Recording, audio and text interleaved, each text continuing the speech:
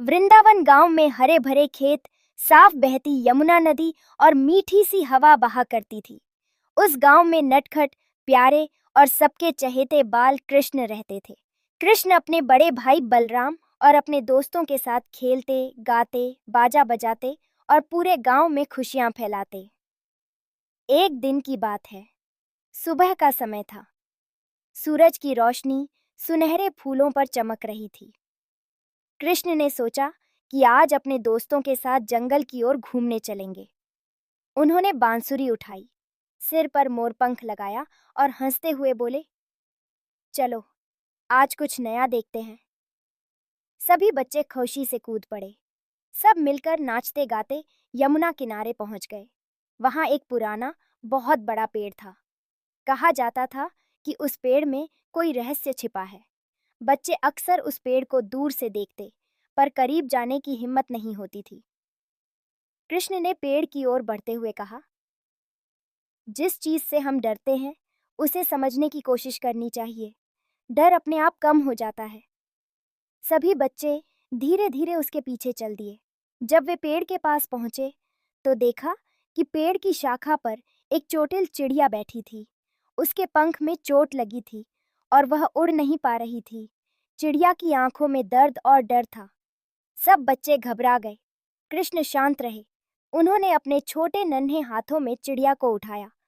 चिड़िया पहले तो कांपी, पर कृष्ण की आंखों में ऐसी दया और प्रेम था कि उसे सुरक्षा महसूस हुई। कृष्ण ने दोस्तों से कहा, आओ हम सब मिलकर इसे ठीक करेंगे। एक दोस्त ने बोला, लेकिन हम तो बच्चे हैं, हम क्या कर पाएंगे? कृष्ण मुस्कुराए, बड़े होने से नहीं, दिल बड़ा होने से मदद मिलती है। सब बच्चों ने मिलकर चिड़िया के लिए नरम पत्ते और सूखी घास इकट्ठा की। कृष्ण ने पेड़ से एक औषधीय पत्ती ली, उसे हल्का सा कूटा और चिड़िया के पंख पर लगाया। धीरे धीरे चिड़िया शांत हो गई। 2 दिन बाद कृष्ण रोज चिड़िया के पास जाते। कभी बांसुरी बजाते, कभी उस पर हल्की हवा करते, कभी उसे दाने लाकर देते। धीरे धीरे चिड़िया ठीक होने लगी। बच्चे यह देखकर बहुत खुश हुए। एक सुबह चिड़िया फड़फड़ाई, उड़ने लगी और पेड़ की ऊंची शाखा पर जाकर बैठ गई। उसने मधुर स्वर में चहककर धन्यवाद कहा और एक पल में आसमान में उड़ गई।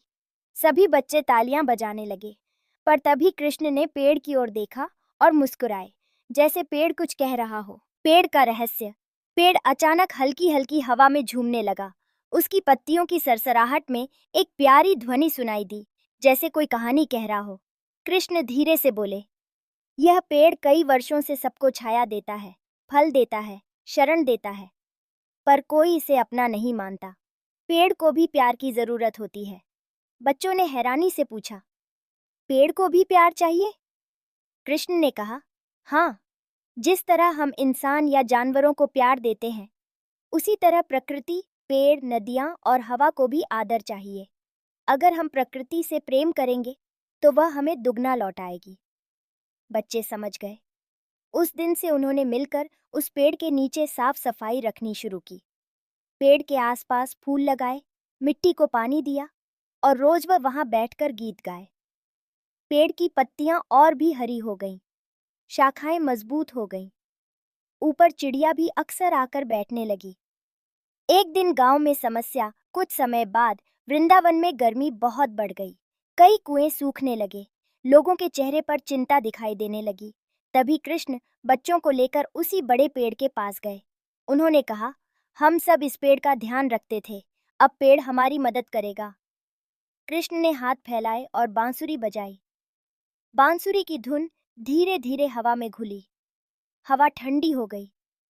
पेड़ से ओस की छोटी छोटी बूंदें नीचे टपकने लगीं। ये बूंदें मिट्टी में समाने लगीं। धीरे धीरे मिट्टी की नमी वापस आने लगी। कुछ ही दिनों में पास का सूखा कुआं पानी से भरने लगा। गांव में फिर से जीवन लौट आया। गांव वाले यह देखकर कृष्ण और बच्चों की ओर प्रेम से देखे। सबने पेड़ों की महत्ता समझी।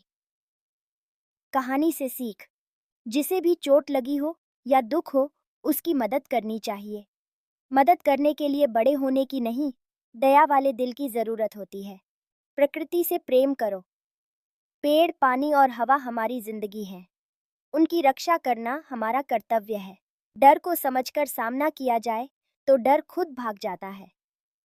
मिलजुल कर किया गया काम हमेशा सुंदर परिणाम देता है।